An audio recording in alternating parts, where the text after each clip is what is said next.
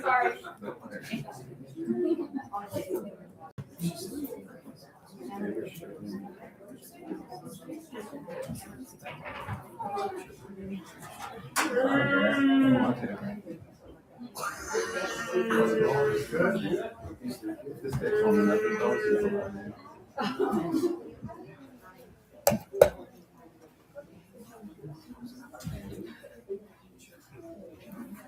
There should be a clipboard circulating with a sign-in sheet. If you haven't signed in, please sign in on the clipboard.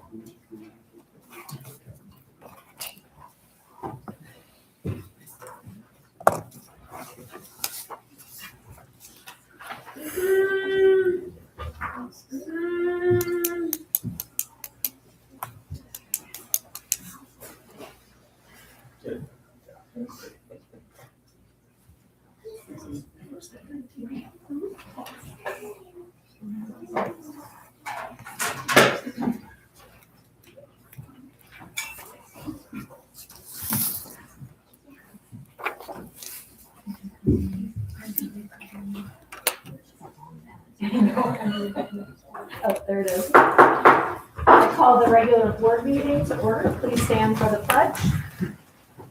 I pledge Allegiance to the flag of the United States of America and to the republic for which it stands, one nation, under God, indivisible, with liberty and justice for all. roll call. Chad Thompson. Yes. Jessica. Yes. Brandon. Yes. Erica. Yes. Andrew. Yes. Jill. Yes. Jane. Yes. Thank you. At this time, we have some acknowledgements that we'd like to make. There are quite a few visitors in the audience this evening. The first one is the junior high boys cross country team. With us, we have our coaches, Nancy Irvin and Pam Custer, and I will turn the floor over to you. All right. I did write something up, so I wouldn't forget what I was going to say. First, thank you for recognizing our boys this evening. They worked extremely hard this season, something that has become the standard for our 8th graders over the past 3 years. This group truly shocked the conference by earning an unexpected conference championship. We entered the meet ranked 3rd or 4th, but the boys ran smart, disciplined race and pulled off a remarkable upset. Their goal was to win their final conference championship and become the first team in school history to win 3 consecutive titles. It was a night we will never forget. I would also like to recognize one 8th grader who has left a lasting mark on our cross country program. Jerry Klingler has been a leader on this team since 6th grade. He's a 3-time state qualifier, earned his 2nd state medal this year, finishing 13th overall to become a 2-time All-Stater and improving both his place and time over previous seasons. He recorded the 27th fastest time of the state during the state meet out of 886 runners. Jared concludes his EJHS cross-country career holding the all-time best 2-mile record, along with the 7th and 8th grade records. He also has earned the most state medals of any EJHS cross-country runner and holds the highest state finish in program history. While we certainly will miss our 8th graders next year, the future of EJHS cross-country is very bright, with nearly 30 runners expected to return from last year's boys and girls team. We also like to thank the board for allowing 5th graders to join the team this year. That decision has helped strengthen our program by getting athletes involved earlier, which will benefit us for years to come. Lastly, I'd like to recognize my outstanding assistant coach, who I begged to come out of retirement to help me this year. Her experience and knowledge were invaluable this season, and I'm excited to see what next year brings for us. Thank you.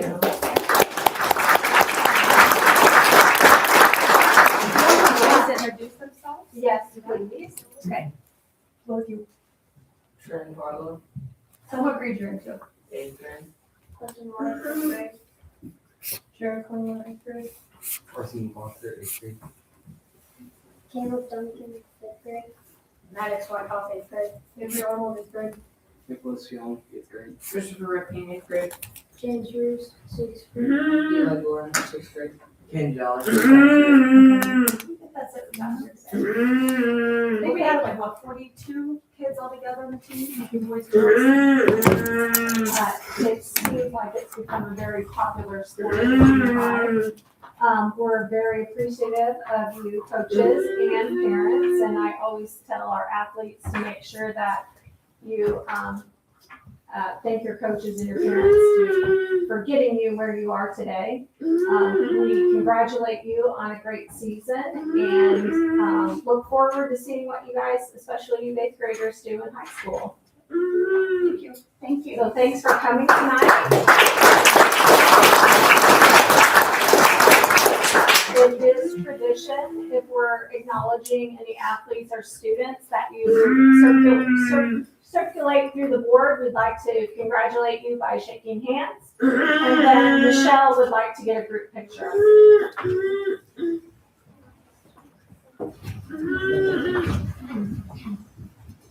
Through the center here, everyone.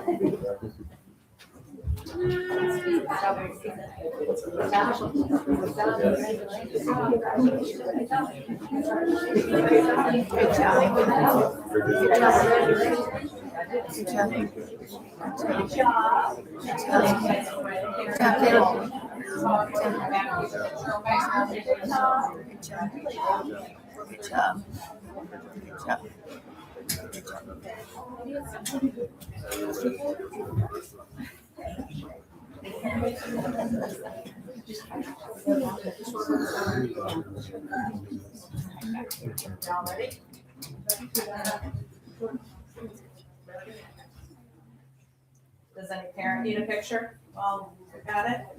Will you send it to me? Yeah, because I'll get you just the post names, it. because I don't know what everybody else. That's fine. Yep, okay, perfect, congratulations.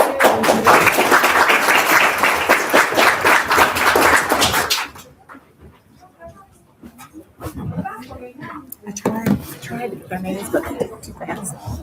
Like, but I'll send it to her here while I go in there. Yeah. They did a good job.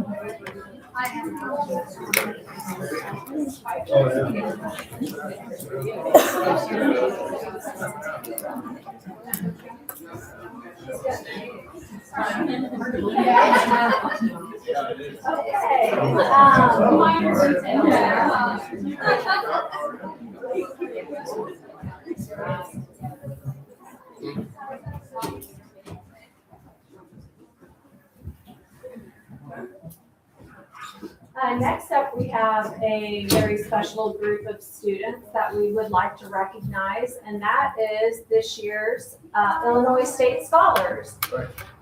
So I'm going to turn the floor over to Mr. Pullen. So he has. We're going to do a little shuffling here. So I would like all the students, if they could, to line up here, and then maybe parents will hop on over here. So.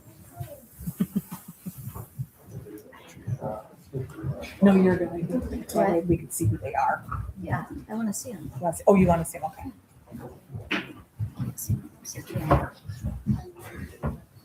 The voice I hope they're all here.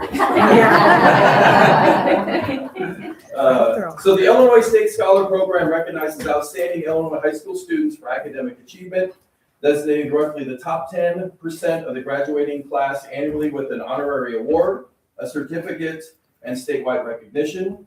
The recognition is based on the student's ACT score, their class rank after 6 semesters, and their GPA. So this year, Effingham High School is privileged to recognize 20 Illinois State Scholars. And they are, so when I call your name, if you could, either just step forward, give us a little wave, please, okay? All right. Landon Beck, I think Landon's here.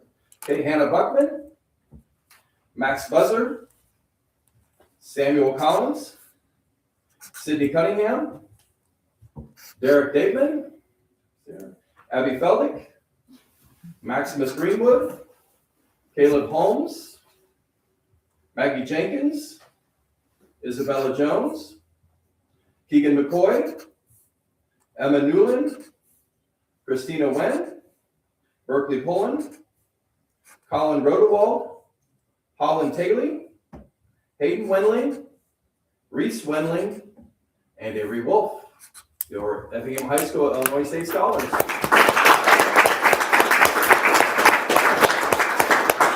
Students, we're very proud of you. should be proud of yourselves, and we really appreciate your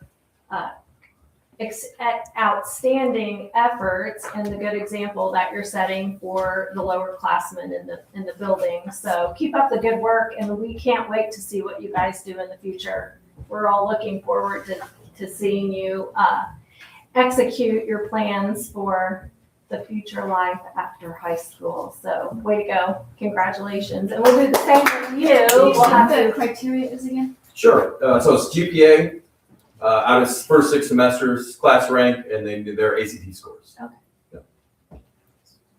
and is that like some sort of formula? I mean, there's not like a cut score every Yeah, year. it's sent off to the state, and they determine based on that criteria who those state scholars will be. Yep. So great job. Do you want them We'll do the both same- coming through We'll do the again? same thing, shake hands and get a picture.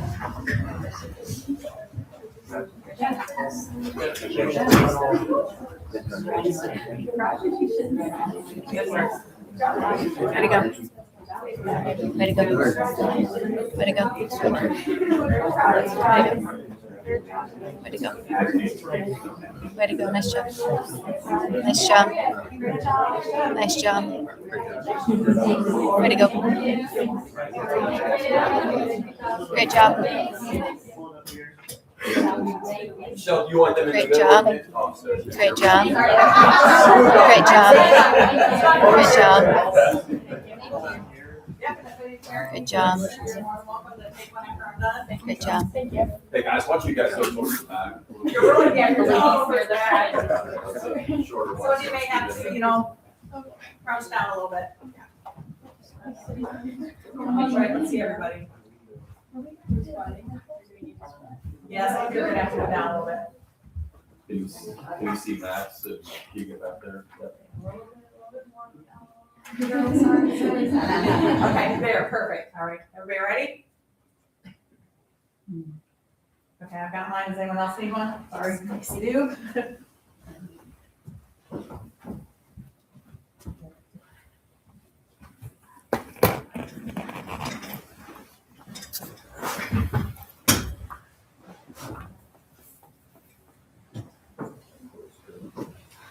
Couple more. We're not done. It won't work out.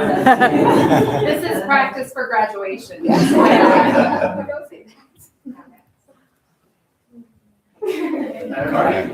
Congratulations.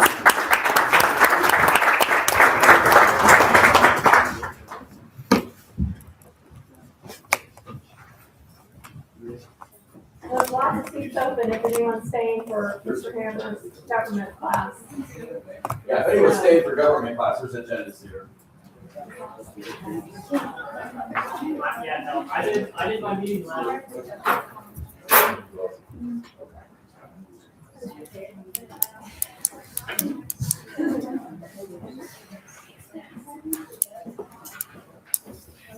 Okay, at this time, I'd like to recognize any visitors that would like to address the board. Okay, moving on to the financial report. In the fund balance, we're showing a 5.37% increase over last year with a net fund balance of $31,855,199.05. In the operating funds, we're showing a 2.59% increase over last year with a net total of $26,904,753.65. Revenue we've received in the operating funds this last month, we received local revenue in the amount of $435,895. State revenue, we've received $744,482. And federal revenue in the amount of $416,084. Those expenses over $5,000 are broke out separate in your packet. And then the recommendation would be to reimburse the imprest account in the amount of $2,894.75 and the payment of bills in the amount of $251,399.38. Does anyone have any questions regarding the financial report? There being none, I'm looking for a motion and a second to approve the financial report to reimburse the imprest account in the amount of $2,894.75, and the payment of bills in the amount of $251,399.38. Motion. Motion by Andrew, Second? second by Erica, roll call. Yes, Joe? Yes. Brandon? Yes. Erica? Yes. Andrew? Yes. Joe? Yes. Jane, yes. Chad? Yes.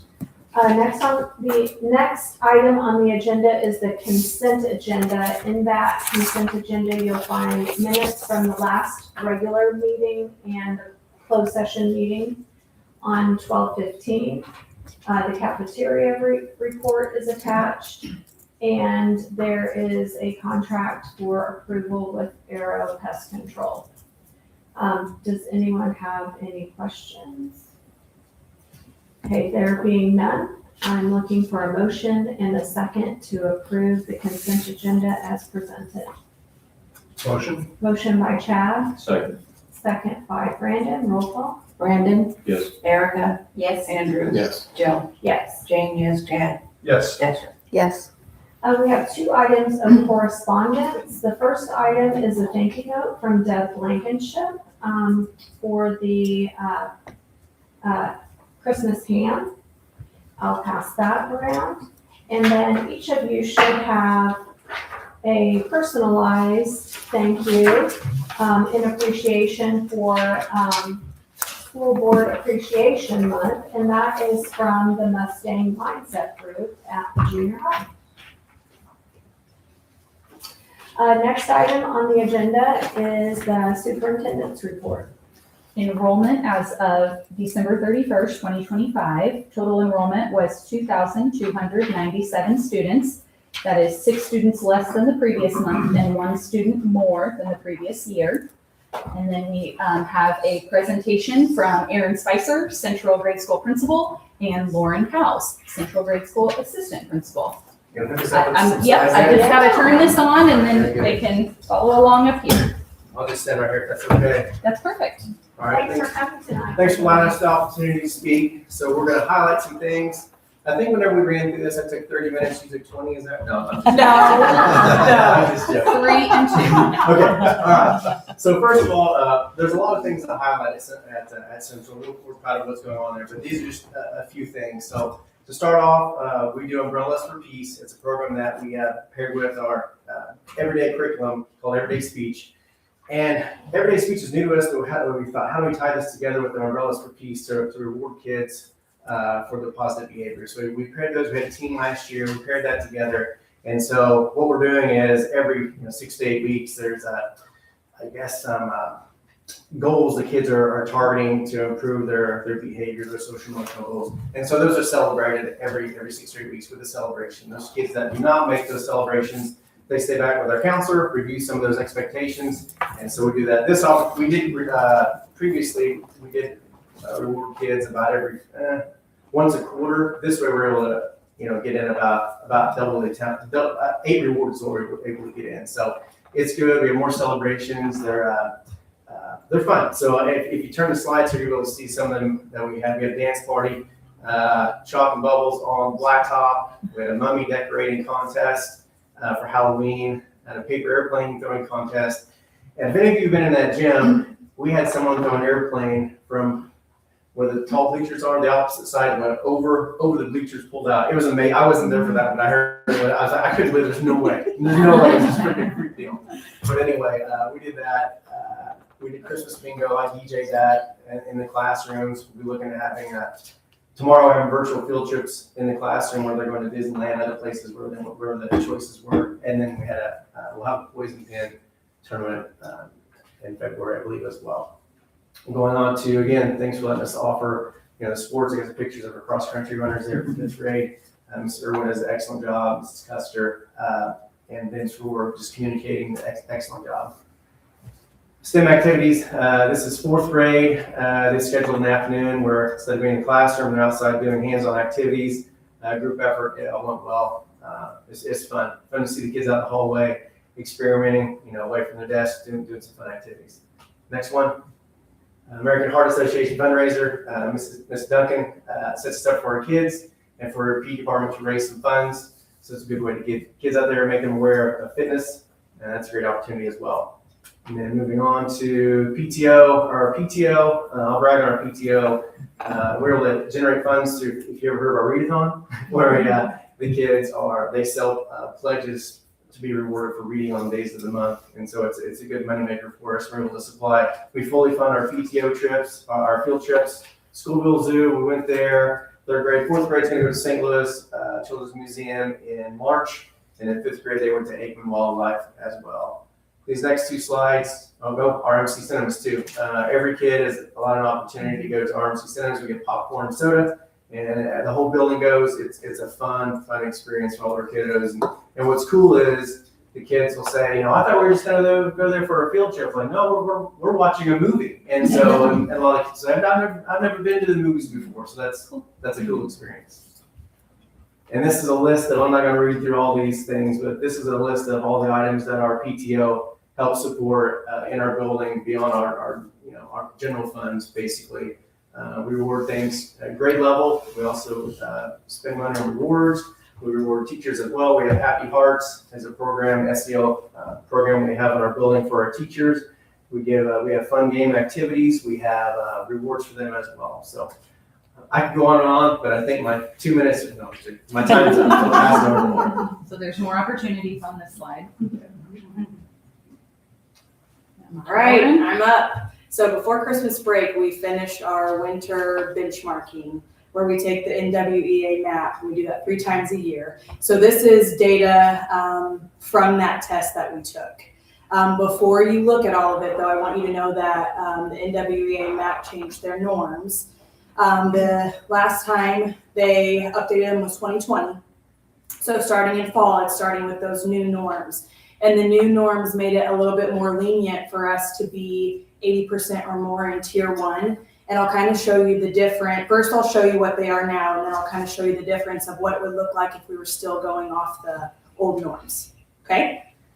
So winter for both math and reading, we made it. 80% or more, that's exactly where we want to be. Math was 85.49% and reading was 83.52, and that's for the entire school, grades 3 through 5. And then this is just looking at reading per grade level. So if you look to the left, 3rd grade was 84.28, 4th grade was 84.03, and 5th grade was 82.24. So again, all 80% or above, which is exactly where we want to be. Next one that you're looking at is math. So for 3rd grade, math was at an astonishing 91.19%. For 4th grade, they were at 85.42, and 5th grade, they were at 79.61. And I joked with the teachers whenever we showed this, that we're just going to round that one right on up. So we're going to say we made it 80% or more across the board. The next one is looking at our winter overtime data for grades 3 through 5, so all of the students. So if you look to the left, we're talking about reading. Winter 23-24, they were at 77.64%. Winter 24-25 was 77.5, and then winter 25-26 was 83.52. So an increase across the board there. Math, winter 23-24 was 82.76, 24-25 was 80.70, and 25-26 was 85.49. So we went down a little bit winter 24-25, but came back up this year. Reading percentiles for just 3rd grade. So we're looking at the 3rd graders, the current 3rd graders, what they were when they were in 2nd grade, and what they got when they were in 1st grade. So when they were in 1st grade for reading, in 23-24, they had 78.47%. When they were in 2nd grade, they were at 77.12 in 24-25. And then this year, they're at 84.28. So went down a little bit in 24-25, but came back up this year. Math for 3rd grade, when they were in 1st grade in 23-24, they were at 90.28. In 2nd grade, they were 83.01. And this year, they made a huge jump at 91.19. 4th grade students over time. So for reading, when they were in 2nd grade, 23-24, they had 79.07. In winter of 24-25, when they were in third grade, they had 76.69, and then in fourth grade this year, they're 84.03. Then when we look at math, second grade, they had 81.40, third grade, they had 76.87, and then fourth grade, they jumped to 85.42. And then our current fifth graders, when they were in third grade for reading, they had 75.37. Then in fourth grade, they had 78.87. And then in fifth grade, they went to 82.24. Math, when they were in third grade, there was 75.94. Fourth grade, they were 81.82. And then in fifth grade, they were 79.61. This is third grade through the year. So this isn't looking at the same students. It's more looking at curriculum. How's the curriculum doing over 3 years? So our current fifth graders in 23-24, they had 75.37%. Our current fourth graders, 24-25, they were at 76.69%. And then our current third graders are 84.28. So they made some gains across the board there. Math, they had 75.94 were the current fifth graders. The current fourth graders jumped the score up to 76.87, and then our third graders are 91.19. Current fourth graders. So we're looking at our current sixth, fifth, and fourth graders. So the sixth graders, when they were in fourth grade, they got 72.60. Fifth graders, 78.87, and our current fourth graders, 84.03 for reading. And then for math, our current sixth graders had 81.76, current fifth graders, 81.82, and our current fourth graders were 85.42. All right, fifth grade, we're looking at current seventh, sixth, and fifth graders. So our seventh graders, when they were in fifth grade, they had 76.42. Our sixth graders had 77.42, and our current fifth graders, 82.24. When we look at math, the current seventh graders had 67.20. Current sixth graders had 71.07, and current fifth graders are at 79.61. All right, now when you look at the difference between the norms, the first column that you're looking at is 24-25, and that is what we scored last year per grade level. And then for like third grade, they scored 24-25 when they were in second grade for reading, 77.1, and then math, 83.0. So that's kind of what you're looking at. And then the next column is the what we got this year, including the old norms. So that grade column, the third one there, is the difference between the two, how much we gained. So we gained in the grade column, we gained some, but we lost some, but not more than a percent or a percentage and a half. And then when you look at how much we gained, which is that last grade column there, across the board with the new norms, overall we gained anywhere from 4 percentile points to 9. So the new norms do provide a little bit more leniency for us to be 80% or more all in the green, but we still made some gains overall. And this right now is just looking at the third, like all the same students over time. So all of third grade, all of fourth, and all of fifth. And the next one is just looking at the same grade level. So for third grade, let's see, they had an increase of 0.5 percentage point in reading and math. It was 0.54. Fourth grade went down a little bit by 3, and then fifth grade went up. But when you look at that last grade column, same thing. It went up anywhere from 4 percentage points to 9. Any questions there? With what? Yes. Do these seem to correspond with what the teachers are saying? With what the teachers are Do saying? the teachers feel like this is true data? The teachers wanted to know, what is the difference? Did we make a difference here? Or because they can't tell? Because, they feel like we've made a lot of changes at Central this school year. And so they just want to know if all the hard work that they're putting in is really paying off. And regardless, they still made some gains with the changes that we've made. If you look at the 2020 norms. So it's been kind of tough on them. A little bit. Yeah. Yep. Okay, and then we surveyed them just to ask them, what are you doing? They have current RTI time where they are looking at each student, individual student's deficit area, and they're asking, what does the student need help with? They're finding what that deficit area is and they're teaching to it. So I won't read all of these to you, but for their core in reading, those are the things that they are doing. They're using some programs like Lexia. They're doing small group activities with them. They're doing student-led activities with them. Math, they're using programs like IXL. They're using Extra Math, which is like a math fluency program, and they're doing spiral reviews. They're just having repetitions for what they're teaching. And then for RTI reading, which is where they really focus on the deficit area, like I was talking about, we've included our gen ed staff is providing some of those interventions for them, along with our special ed, along with our interventionists, and our specials teachers like our music, PE, technology. They're helping out as well when they can.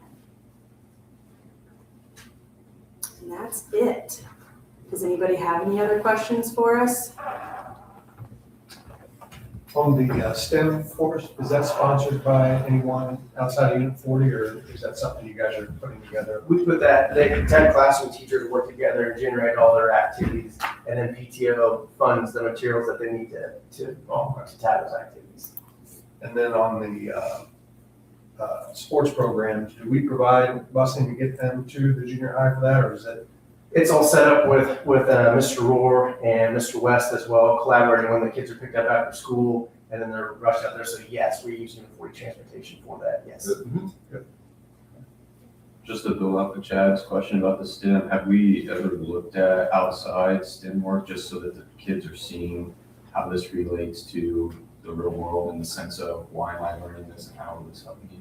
Not specifically, but I know each grade level, they can follow along with their curriculum work and be additional. Fifth grade, they have a STEM day as well too, where they pursue different avenues also. So yeah, good question.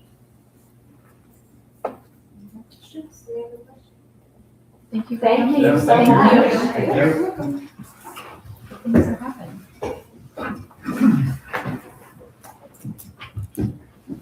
Okay, next on the agenda is a new business. The first item is the presentation and potential approval of the district IA plan. So with us this evening, we have Stephanie Mitchell, who will present that information to us. I believe you guys all have a copy of it. I believe Mr. Johnson also had sent it to you with part of your board packet. I'm not going to go over everything in depth, but I just wanted to kind of present an overview of what we're doing. This has taken a lot of work and a lot of thought and a lot of research. We started with some other districts that have already created plans. We went back through board policy and district policy to make sure, where it would fit in and how it would match up with things. We did a lot of surveys with parents, teachers, high school students. We've talked to our legal team. I feel like I've talked to a lot of different people in this, but this is what it boils down to. Just to dispel a couple of myths, our goal is not to put the kids in front of computers more. Our goal is not to drop your children off in front of a robot for the day. That's not my goal.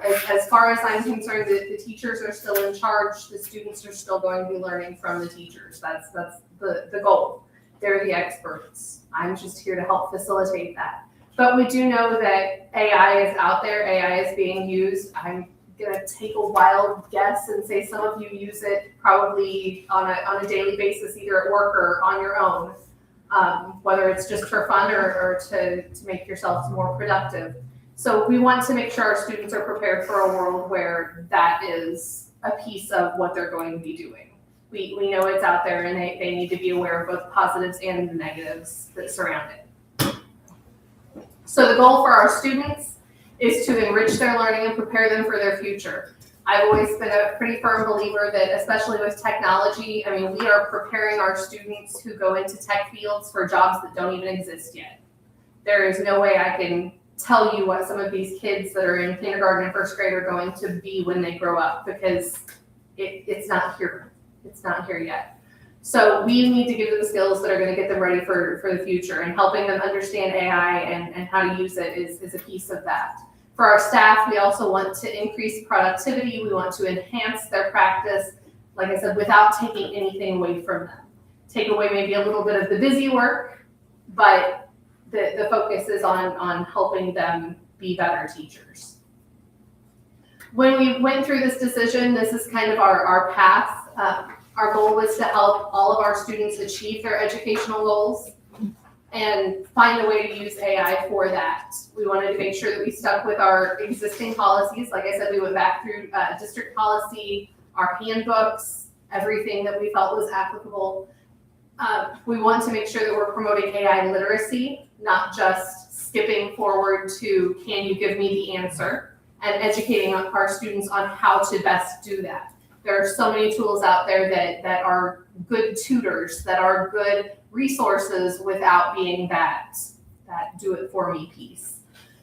We wanted to make sure that we were addressing both the benefits and the risks of using AI, making sure that they understand, privacy is important. We don't want to put all of our data out there. Making sure that we're respecting academic integrity. Again, we go back to the plagiarism piece. AI is no different than any other source. If you're going to use it, you need to make sure that you disclose that it's being used. Maintaining the human decision making, even when you're using it. The teacher and the student have to be the experts. They have to figure out what they're going to trust and what they're not, and they have to be the ultimate decision maker when using it. And then assessing how the impacts are and how it's impacting both our students and our staff. We want this to be something that, we're training our full staff on. It's not just going to be teachers. We want to work with our secretaries. We want to work with our bookkeepers. We want to, help everybody understand how this works, because we're all dealing with student data. We're all dealing with things that we want to make sure that AI is helping with, not hurting. So for our educators, some of the ways that we're hopeful that they use this, and the ways that we want to educate them on how to use it, is to personalize lessons. There are great resources on differentiating your lessons. The teacher knows what they're teaching, but sometimes it's not quite as accessible for some students. So using AI can help them find those ways to differentiate the lesson and target skills that maybe lower or higher level students need, as opposed to just teaching to that middle. Drafting communications, we've all been there. We need to write a letter or an email to somebody and we're not quite sure what to say. So you can prompt an AI chat to help you format that letter and help you modify your tone, so maybe you don't come across quite as aggressive, funny, how, you can make it what you want it to be. And then to create resources. It's very easy in some of these AI products to create worksheets. You're still putting the content in there. You're still the expert in what's being done, but they can create it and format it for you a little bit easier. We do also want to educate them again on the negative side. We want to make sure that they're not putting private data in there, especially our students' private data. Names, pictures, nothing like that should be going in AI. We want to make sure that teachers and students are aware that, misrepresenting AI work as their own is wrong. I mean, that's it's the same thing as plagiarism. And then we don't want them using it for final grading. I know that there are some people who want this magical silver bullet that you can put an assignment in and it'll spit it out. Yep, that's an A, that's a B, that's a C. It doesn't exist. It's not there yet. I'm not saying it'll never get there, but right now there's nothing trustworthy enough to endorse. But the ultimate piece is that the final decision stays with the person, it stays with the student, the teacher, whoever the user happens to be. For our students, everything that the students use needs to be done with permission. It needs to be done with the teacher understanding what the tool does first.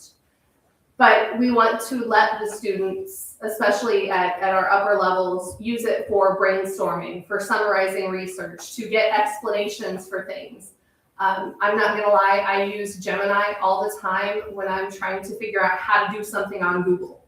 I use Google to teach me how to do something on Google. I know that makes sense, but sometimes I don't know exactly where to find something. So I will ask Gemini where it's at, how do I find this, and it will work you through step by step. So it's a very valid thing for our students to be doing as well. If they need to understand something, okay, walk me through how to do this. You know, explain. One of my favorite things to ask it is, tell me how to do this like I'm a fifth grader, or like I'm a first. I mean, talk to me in simple terms and explain this to me, because it can do it and it will adjust to meet your needs.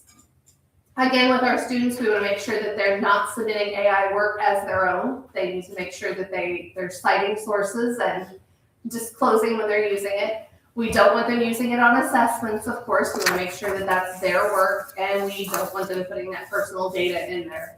Once it's in there, especially with some of the platforms, it goes everywhere, and it's not private anymore at all. For our younger grades, everything that we're endorsing as far as AI would be teacher-led. It would not be the students on the devices working with AI. It would be the teacher setting up a chatbot to simulate them talking to a character in a storybook or something like that. Those are all great ways to do that, but we don't want our students driving the bus. We want to make sure our teachers do it. Rules as far as responsible use. Again, keep data private. The human makes the ultimate call. You're the decision maker. AI gets to make suggestions, but it's your call. And then citing your source, citing your assistant. As far as how new tools would get approved, the request would be submitted to me. My goal would be to check for privacy, security, and educational value. We're going to make sure that it's serving an actual purpose, not just there for a good time or because it's the cool thing to use. We're going to make sure that it follows all of our SOPA, FERPA, and COPA policies, and that it's respecting the students' data. We don't want anything to get approved that's going to have holes.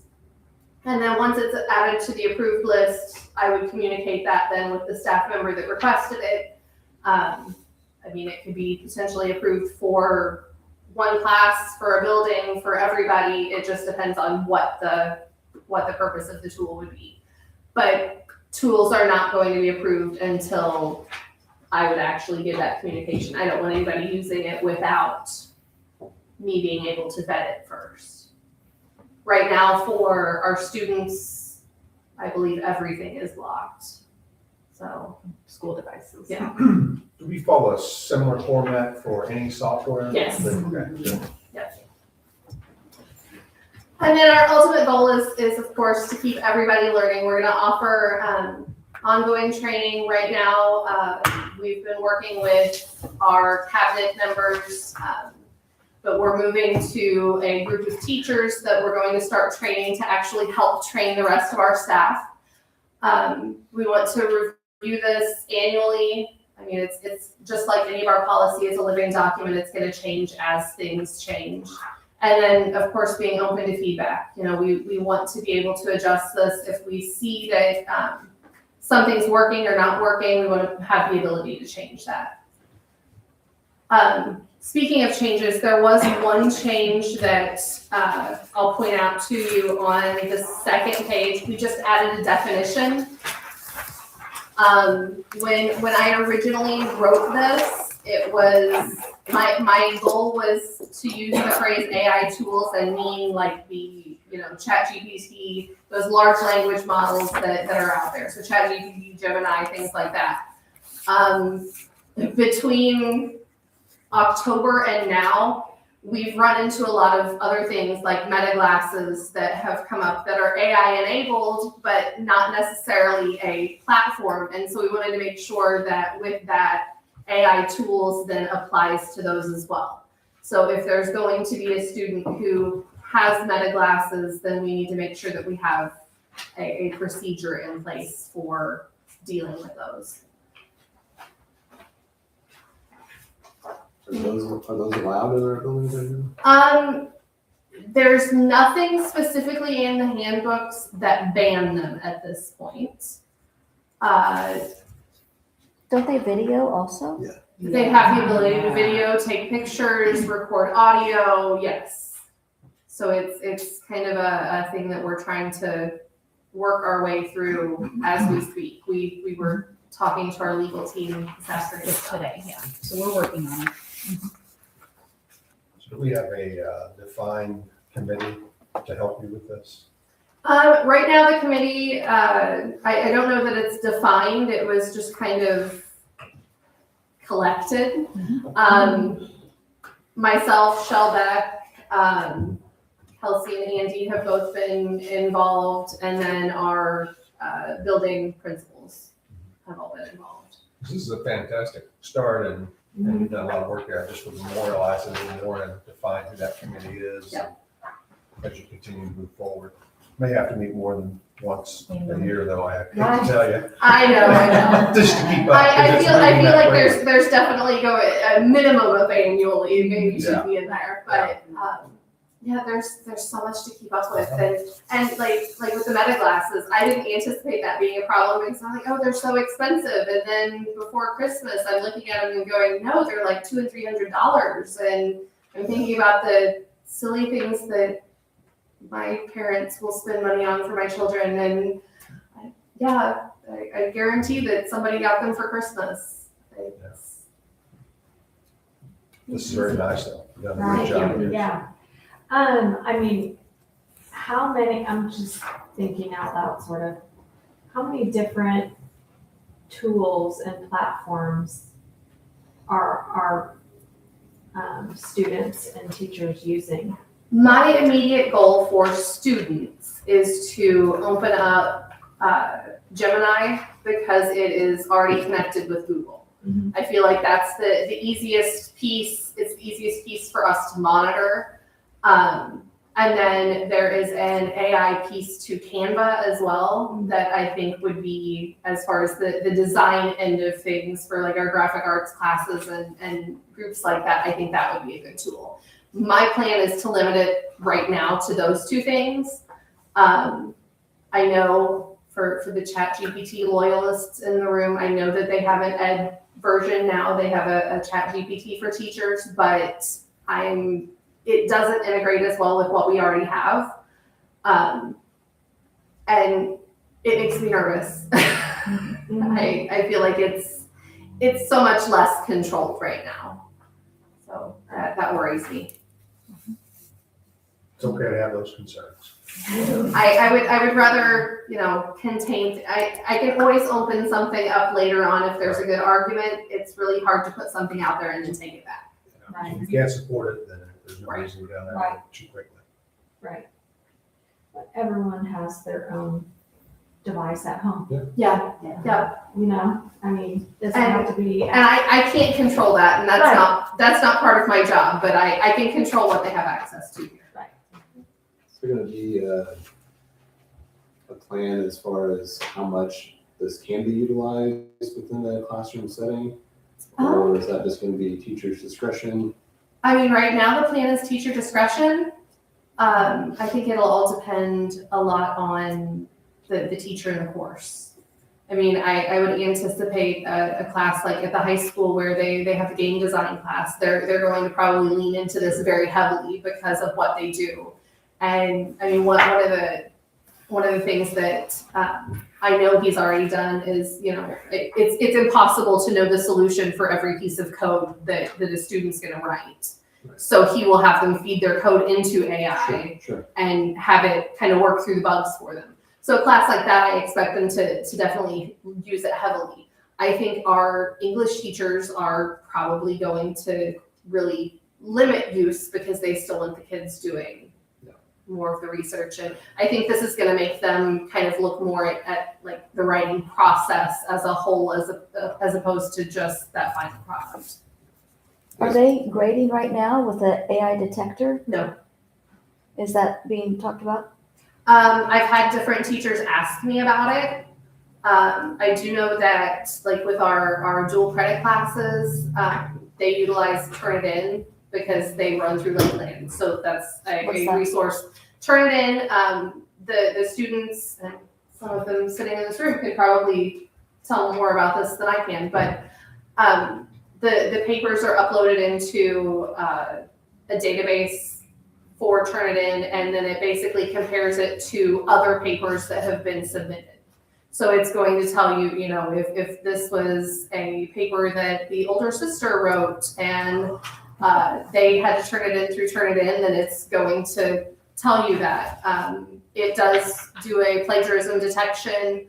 I know there are some, I mean, my daughter is in college and she's required to run her papers through a plagiarism detector as well.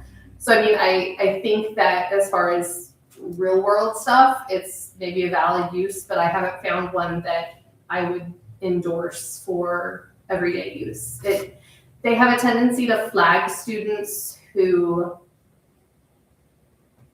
are less likely to be good writers.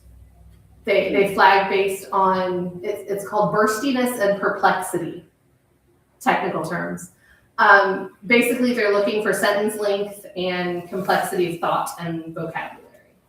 So when you have a student who is a lower level writer, or a lot of our ESL students, it inadvertently flags them as plagiarized because they don't have the varied vocabulary, they don't have the varied sentence structure that it's looking for a not plagiarized essay. And what's that, would you call it, Turnitin? Turnitin is what Most universities use that same program? A lot of them do, yes. It's a very common one. I think we've heard that some teachers will ask students to use their personal devices for AI things within the classroom. That's going to go away now that we're going to potentially? I would hope so. I really don't want that. I really don't want personal devices in our buildings. I mean, I know they exist in the space, don't get me wrong, but I don't have the ability to see what the students are doing. I don't have the ability to filter what they're accessing. So it makes me nervous. It doesn't, not very conducive to learning potentially. No. Either, so. Yeah. Any other questions? A discussion for another time. Definitely. Always. Thank you very much. Yes, thank you. Thank you.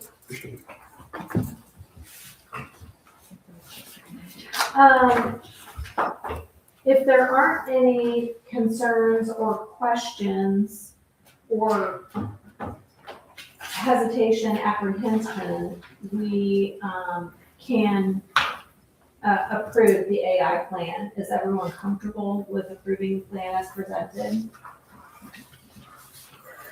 Okay, so at this time, I'm looking for a motion and a second to approve the AI plan to be implemented for the start of the 26-27 school year. Motion. Motion by Chad, Second. second by Erica, roll call. Erica? Yes. Andrew? Yes. Jill? Yes, Jane, yes. Chad? Yes. Jessica? Yes. Brandon? and that does conclude the open part of the meeting. At this time, we will go into closed. I'll need a motion and a second to enter into closed session. Motion? Motion by Erica, Second. second by Brandon, roll call. Andrew? Yes. Jill? Yes. Jane, yes. Chad? Yes. Jessica? Yes. Brandon? Yes. Erica? Yes. If you need a signature, come up, any board member can sign your paper.